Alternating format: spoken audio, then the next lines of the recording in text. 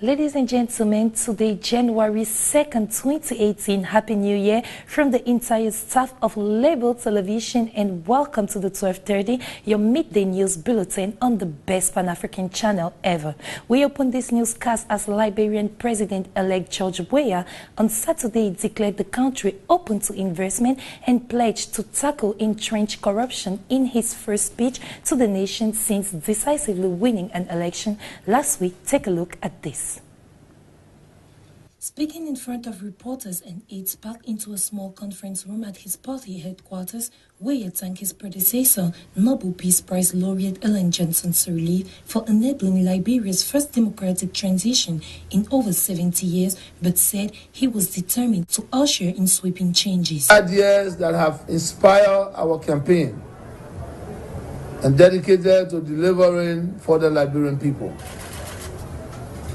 Those chosen to serve will and must be dedicated to the ideas of grassroots, social transformation, slackers and persons looking to cheat the Liberian people through the menace of corruption will have no place in our country.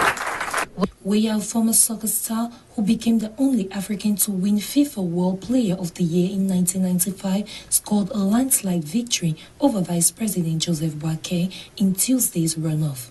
He faces sky-high expectations from his base of young supporters who want him to fix rampant unemployment and poverty, but deep skepticism from others who see him as lacking the experience and knowledge for the job.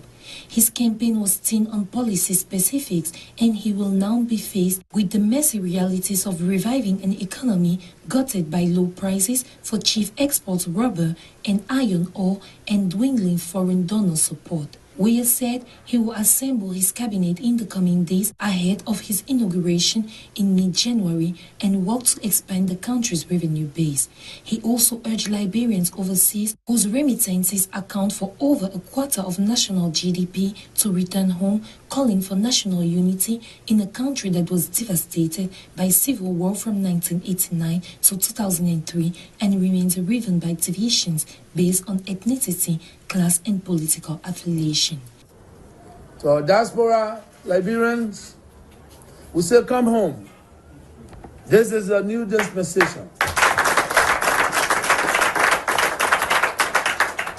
We need your skills, your ideas, your expertise, your talent, so that together we build our common patrimony. The speech was closely followed across the country of 5 million people. In mid-October 2017, the small island of St. Helena inaugurated its new airport. The project delayed and cost 318 million francs. The authorities that promised 10,000 tourists a year to St. Helena have revised their estimates downward. In the end, they will only be 2,000 to 5,000 a year. Yet, the construction of the new airport has blown a wind of entrepreneurship on the island that is completely dependent on British subsidies. Georgina Pierre.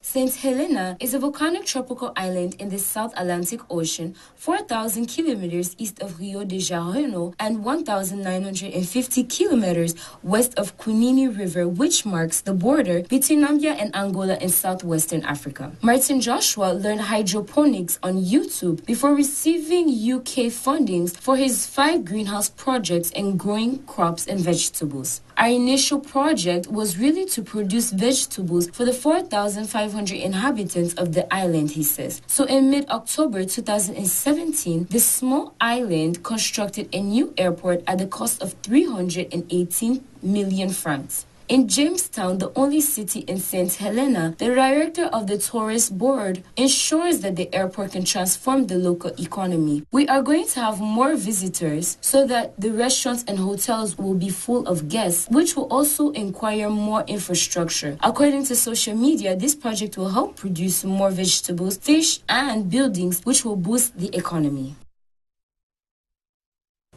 Now, let's talk about education, as media reports said on Friday that the Moroccan government is preparing to pass a law introducing fees for public higher education. Listen to the story.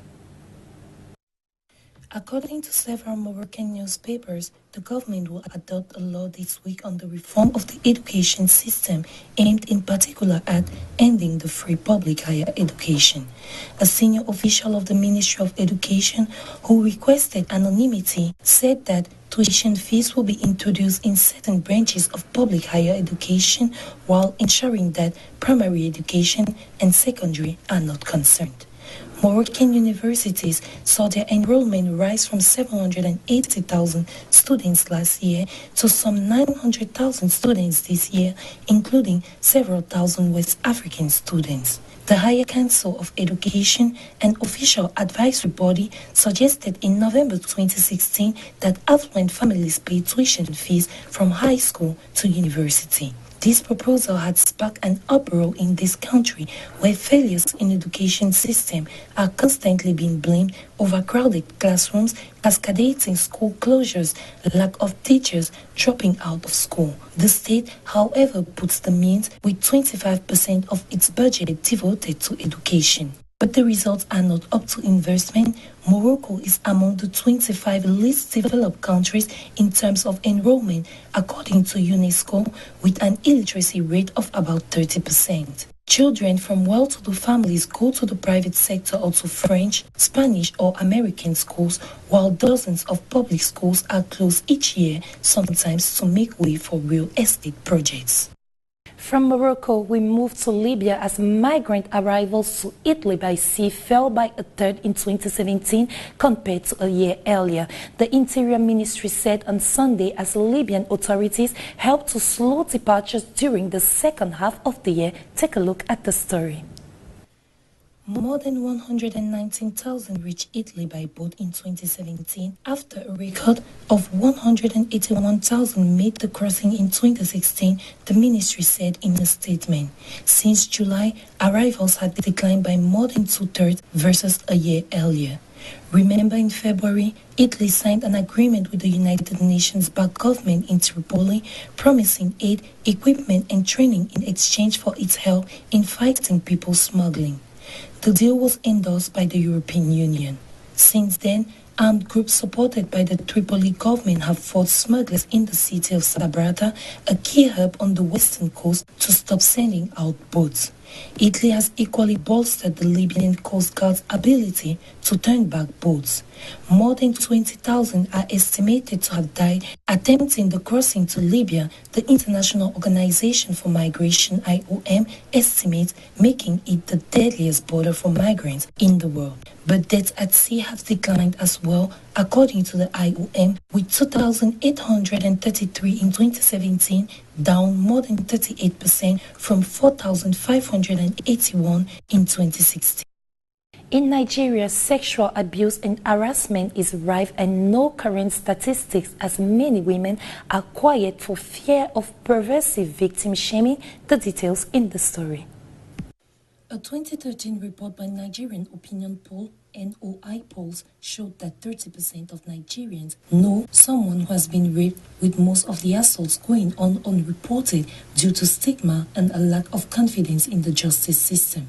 Martial art, which is seen as a means to keep fit by most people, is now being viewed as a way for self-defense from molestation of any kind.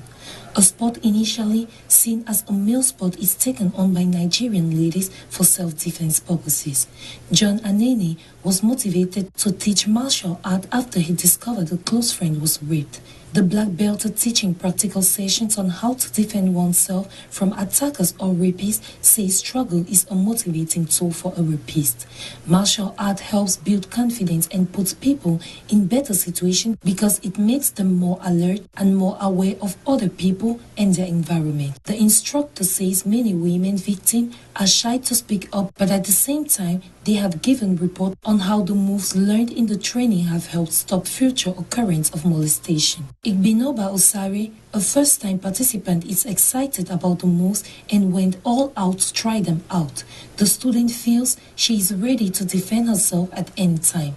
Ladies are advised to run from their attacker when they have gotten themselves free from the tight grip.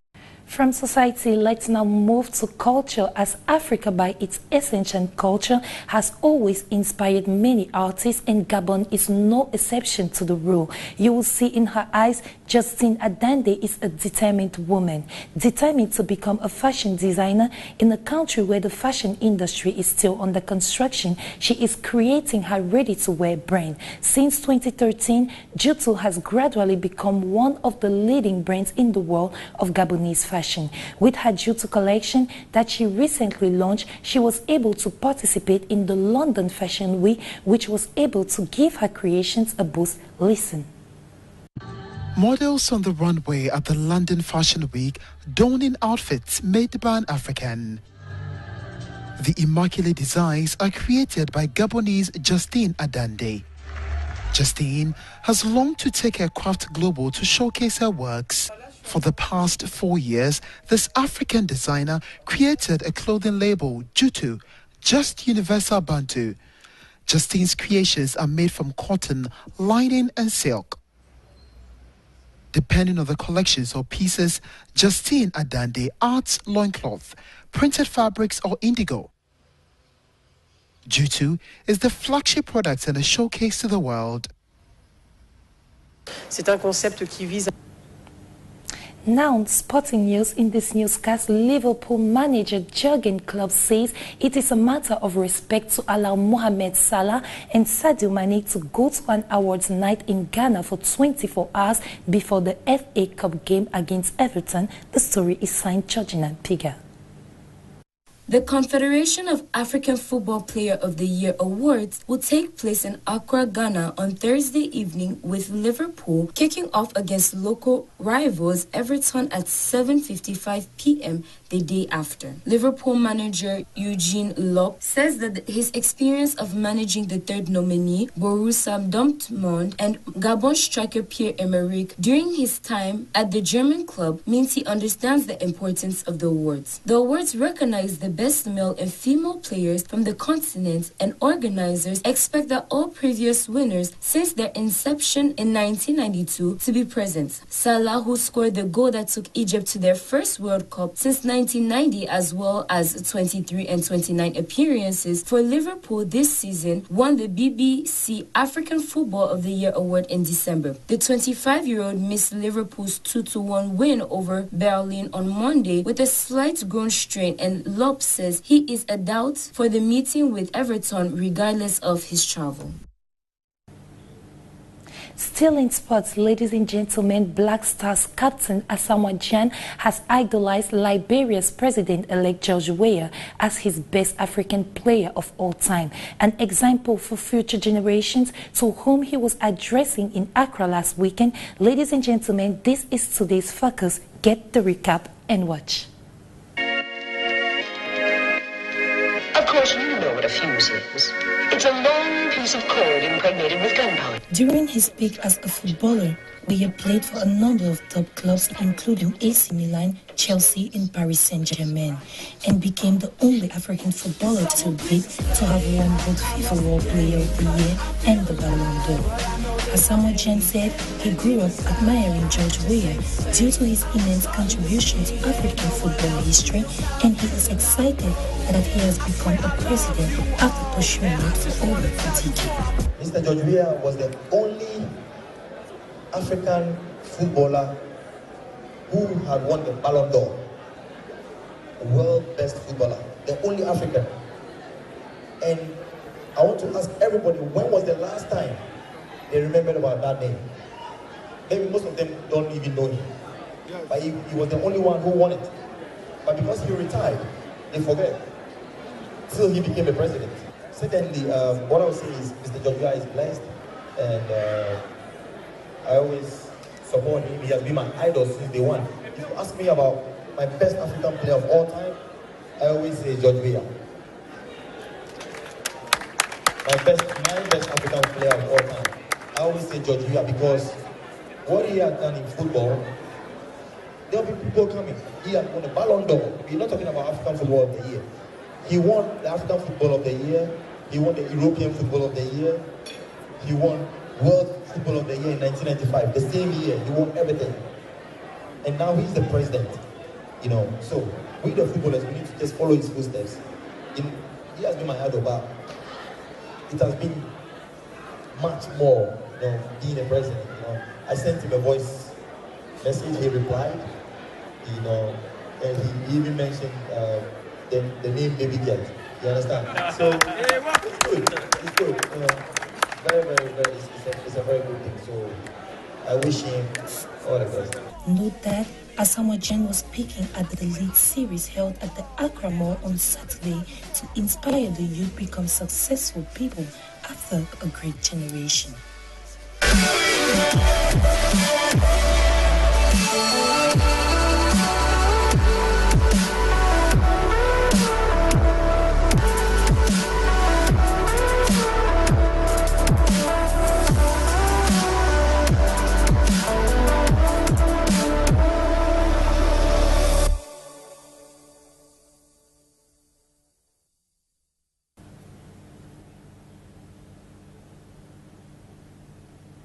At the production of this newscast, you had Lai Chun and Bill Mange. At the camera, it was Christian Mouswami who has shot the production of this news bulletin. Ladies and gentlemen, the entire staff of Label Television joins me once more to wish you a prosperous and happy new year. We thank you for choosing us to inform you. It is always a pleasure. Stay tuned to Label Television and don't forget, the best is yet to come. Goodbye.